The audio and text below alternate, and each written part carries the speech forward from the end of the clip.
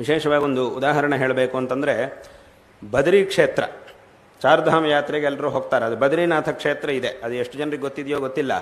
ಆದರೆ ಬದ್ರಿನಾಥ ಕ್ಷೇತ್ರದಲ್ಲಿ ಇವತ್ತಿನ ದಿವಸ ಬದ್ರಿನಾರಾಯಣನ ವಿಗ್ರಹವನ್ನು ನಾವು ನೋಡ್ತಾ ಇದ್ದೀವಿ. ಆ ವಿಗ್ರಹವನ್ನು ಪುನಃ ಅಲ್ಲಿ ಸ್ಥಾಪನೆ ಮಾಡಿರ್ತಕ್ಕಂಥವರು ಶಂಕರ ಭಗವತ್ಪಾದಾಚಾರ್ಯರು. ಅವರು ತಮ್ಮ ಯಾತ್ರೆ ಸಂದರ್ಭದಲ್ಲಿ ಬದರಿ ಕ್ಷೇತ್ರಕ್ಕೆ ಹೋದಾಗ ಅಲ್ಲಿ ಬದ್ರಿನಾರಾಯಣನ ವಿಗ್ರಹವೇ ಇರಲಿಲ್ಲ. ದೇವಸ್ಥಾನ ಖಾಲಿಯಾಗಿತ್ತು. ಅಲ್ಲಿದ್ದಂತಹ ವ್ಯಕ್ತಿಗಳ ಅರ್ಚಕರನ್ನು ಅವರನ್ನು ಕೇಳಿದರು, ಎಲ್ಲಿ ಹೋಯ್ತಪ್ಪ, ವಿಗ್ರಹವೇ ಇಲ್ಲಲ್ವ ದೇವಸ್ಥಾನದಲ್ಲಿ. ಆಗ ಅವರು ಹೇಳಿದರು ತುಂಬ ದುಃಖದಿಂದ, ನಾವು ತುಂಬ ಇದನ್ನು ಕಾಪಾಡಿಕೊಳ್ಳಲಿಕ್ಕೆ ತುಂಬ ಪ್ರಯತ್ನ ಮಾಡಿದ್ವಿ, ಆದರೆ ಪರಕೀಯರ ಒಂದು ಆಕ್ರಮಣೆಗಳಿಂದ ಅವರು ಬಂದು ಈ ವಿಗ್ರಹವನ್ನು ತಗೊಂಡೋಗಿ ದೇವಸ್ಥಾನದಿಂದ ತಗೊಂಡೋಗಿ ಪಕ್ಕದಲ್ಲಿರುವ ತೀರ್ಥದೊಳಗೆ ಹಾಕಿಬಿಟ್ಟಿದ್ದಾರೆ. ಅದರೊಳಗೆ ಇಳಿದು ಅದನ್ನು ತೆಗಿಯೋಕ್ಕೆ ನಮಗೆ ಯಾರಿಗೂ ಸಾಧ್ಯವಿಲ್ಲ, ಅಷ್ಟು ಆಳವಾಗಿದೆ. ಮತ್ತು ಅಲ್ಲಿರುವಂಥ ಈ ವಾತಾವರಣ, ಈ ಚಳಿ ವಾತಾವರಣ, ನೀರೊಳಗೆ ಇಳಿಲಿಕ್ಕಾಗುವುದಿಲ್ಲ.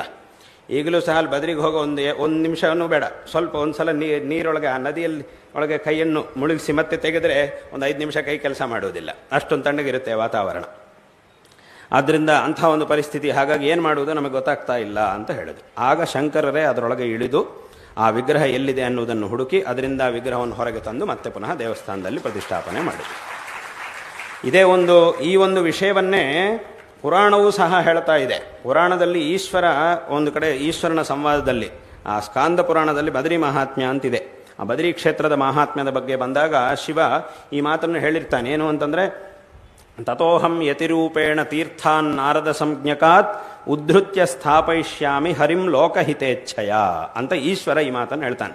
ನಾನು ಯತಿಯ ರೂಪದಲ್ಲಿ, ಅಂದರೆ ಶಂಕರರ ರೂಪದಲ್ಲಿ ನಾನು ಅಲ್ಲಿಗೆ ಬಂದು, ಆ ಬದರಿ ಕ್ಷೇತ್ರಕ್ಕೆ ಬಂದು ಅಲ್ಲಿರ್ತಕ್ಕಂತಹ ಭಗವಂತನ ಮೂರ್ತಿಯನ್ನು ಆ ನಾರದ ತೀರ್ಥದಿಂದ ಎತ್ತಿ ದೇವಸ್ಥಾನದಲ್ಲಿ ಸ್ಥಾಪನೆಯನ್ನು ಮಾಡ್ತೀನಿ. ಹಾಗಾಗಿ ಇವತ್ತಿಗೂ ಸಹ ನಾವಲ್ಲಿ ಆ ಶಂಕರರ, ಆ ಬದ್ರಿನಾರಾಯಣನ ದೇವಸ್ಥಾನದಲ್ಲಿ ಶಂಕರಾಚಾರ್ಯರ ಮೂರ್ತಿಯನ್ನು ನಾವು ನೋಡಲಿಕ್ಕೆ ಸಾಧ್ಯವಾಗುತ್ತೆ. ಅಲ್ಲೂ ಸಹ ಶಂಕರರ ಮೂರ್ತಿ ಇದೆ.